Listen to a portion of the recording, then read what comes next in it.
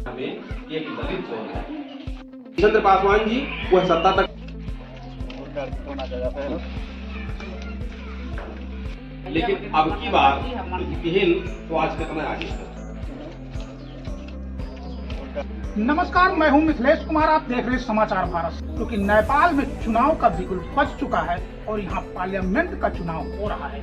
इस वक्त हम क्षेत्र नंबर 3 में हैं और हमारे साथ बहुजन शक्ति पार्टी के रामचंद्र पुरी यहां के प्रत्याशी हैं। सबसे पहले तो समाचार भारत में आपका स्वागत है। धन्यवाद जी। क्षेत्र नंबर 3 से बहुजन शक्ति पार्टी की तरफ से आपको प्रत्याशी बनाया गया है। सबसे पहले आप समाज को क्या मैसेज देंगे? अगर जनता आपको चुनती है तो सबसे अहम मुद्दा आपका क्या होगा?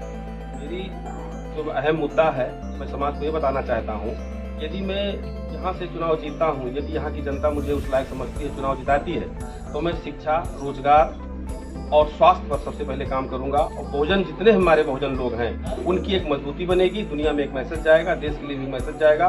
उनके हक अधिकारों की लड़ाई मैं निरंतर जीवन पर्यंत लड़ता रहूंगा। बहुजन शक्ति पार्टी ने टिकट दिया है। यहाँ पे कई लोग बड़े बड़े दिग्गज चुनाव लड़ रहे हैं, कहाँ खड़े हैं आप उनके सामने? देखिए, ये बात तो आप सही कह रहे हैं, लेकिन दिग्गज वो अपने आप में है, लेकिन वोट जिसे कहा जाता है वो हमारे पास है। हमारे लोगों की जो दिग्गजता है, हमारे लोगों की जो एक बहुत बढ़त है, वो हमारे पास है, वो ताकत हमारे पास है। यदि हमारे लोग उनको वोट देंगे तभी वो दिग्गज कहलाएंगे। इत्तेफाक से हमारे लोगों के समझ में आ गया कि बहुजनों की शक्ति है, और बहुजन शक्ति पार्टी की तरफ से यदि मैं यहाँ पे प्रत्याशी हूँ तो मैं समझता हूँ कि वो कोई दिग्गज नहीं है, हमारे लोग सबसे बड़े दिग्गज। आपको प्रत्याशी घोषित किया गया है, आपने पर्चा दाखिला किए हैं, अभी क्षेत्र में जा रहे हैं, किस तरीके से जनता को मोटिवेट कर रहे हैं? और मेरा अहम मुद्दा शिक्षा, रोजगार, स्वास्थ्य और अपने लोगों का जो आज तक पिछड़ापन रहा है, आज तक जो एक दलित की जिंदगी वास्तविक में जी रहे थे, मैं उससे निकालना चाहता हूं इन लोगों को कि ये जो जीवन आप जी रहे थे, वास्तविक जीवन ये नहीं है।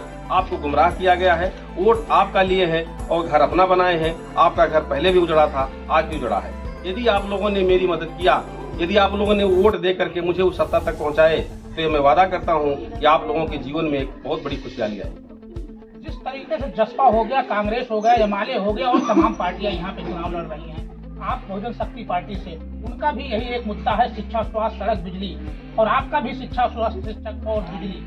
कहाँ दोनों खड़े हैं?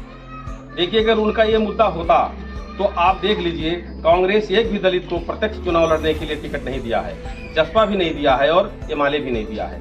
तो इससे पता चलता है, इससे क्लियर होता है कि प्रत्यक्ष चुनाव लड़ने के लिए क्या हमारे लोग सामर्थ्य नहीं है, क्या दलित सामर्थ्य नहीं है? तो मैं ये कहता हूँ, उनको गुमराह किया जा रहा है। बहुजन शक्ति पार्टी एक ऐसा है कि जो दलितों की लड़ाई लड़ती है, और मैं यही कहूँगा पूरे बहुजन समाज से, पूरे दलित समाज से, पूरे पिछड़ा समाज से, पूरे आदिवासी और जनजाति समाज से कि आप बहुजन शक्ति पार्टी के तरफ आए, और मैं यहाँ का प्रत्याशी हूँ। क्षेत्र नंबर 3 में हमारा हाथ मजबूत करें और सदा आपके सहयोग में हम तत्पर रहें। कोई भी पार्टी एक जात विशेष पर चुनाव नहीं जीतता है। आप दलित, आप बहुजन शक्ति पार्टी से आप टिकट मिला है, आज बहुजन शक्ति पार्टी से आप प्रत्याशी हैं, आप दलितों की वोट की बात करते हैं, क्या जो और समुदाय है उनको किस तरीके से मोटिवेट करेंगे? देखिए, ये लोकतंत्र है, लोकतंत्र में सबका अपना अधिकार है। अगर जात विशेष की बात नहीं होता तो पूरी पार्लियामेंट में ये एक विशेष जात के लोग भरे पड़े हैं, ये दुनिया जानती है। तो मैं ये कहूँगा कि लोकतंत्र में यदि मैं सत्ता में जाता हूँ तो मैं सभी लोगों का समान अधिकार होगा, सबकी सम्मान होगा। ये नहीं कि मैं दलित हूँ, दलितों के अधिकार के लिए लड़ाई, सिर्फ दलितों के अधिकार की लड़ाई लड़ता हूँ, ऐसा नहीं है। मैं सबके अधिकार की लड़ाई लड़ूंगा, लेकिन विशेषकर मैं दलितों के अधिकार की लड़ाई लड़ूंगा। बस क्षेत्र नंबर 3 हो गया, 2 हो गया, हम लोग तो यहाँ पे घूमे हैं। यहाँ पे शिक्षा, स्वास्थ्य की बहुत बड़ी बदहाली है, इसके जिम्मेदार कौन होगा? देखिए, कहीं ना कहीं मैं राजनीतिक दलों को इसका जिम्मेवार मानता हूँ, क्योंकि आज जो पहले राजतंत्र था वहाँ पे भी यही हाल था। जब यहाँ पे गणतंत्र आया, प्रजातंत्र आया, लोकतंत्र आया, इसमें कई बार लोग जीत कर जाते रहे और उन्होंने सिर्फ कुर्सी संभाला और अपना घर देखा, अपने लोगों को देखा। बाकी जहाँ पे जो दलित बस्तियां हैं वहाँ पे वही बदहाली है, जहाँ पिछड़े लोग रहते हैं वहाँ पे वही बदहाली है। इसलिए कि हम लोग, हमारे लोगों में से ये जो बात हम समझाते रहे, ये लोग समझ नहीं पाए, लेकिन इस बार सब लोग समझ चुके हैं। मुझे पूरा विश्वास है कि दलित और पिछड़ा आपकी बात समझ चुका है, इनके साथ नहीं रहेगा, पूर्ण रूप से हमारे ही साथ रहेगा। जो आप कह रहे हैं दलित और पिछड़ा, दलित के साथ पिछड़ा नहीं हो सकता। पिछड़ा को मैंने देखा हूँ, कि पिछड़ा तो सबसे बड़ा एक समुदाय का विशेष का सपोर्ट करता है, उसको क्या इस तरीके से मोटिवेशन होगा कि जिसके वजह से वो आपके पाले में आए? देखिए, उनके लिए यही मोटिवेशन है। उनका एक मैं मैसेज भी देना चाहता हूं उनको कि आप जहां खड़े हैं, जैसे उपेंद्र यादव जी हैं, उपेंद्र यादव जी ने जो चुनावी बिगुल में पहले से ही मंत्री भी रहे और सब कुछ रहे, लेकिन मैंने क्या देखा है, वो पिछड़े के नाम पर वोट लिए, दलितों के नाम पर वोट मांगा, लेकिन ऐसा कुछ नहीं हमारे लोगों के लिए किया। सारी अधिकार जो हमारी थी उन्होंने कोई अधिकार सुसंपन्न नहीं करवाया। तो मैं ये कहता हूं कि मैं अपने राष्ट्रीय अध्यक्ष विशेंद्र पासवान जी को मैं कहूंगा कि 2064 साल में उन्होंने हमारे अधिकार की लड़ाई, हमारे जो आरक्षण था या हमारी शिक्षा का था, रोजगार का था, स्वास्थ्य का था, सबकी लड़ाई उन्होंने लड़ा। तो मैं यही कहना चाहूंगा कि पिछड़े भी समझ चुके हैं, वो भी हमारे साथ आए।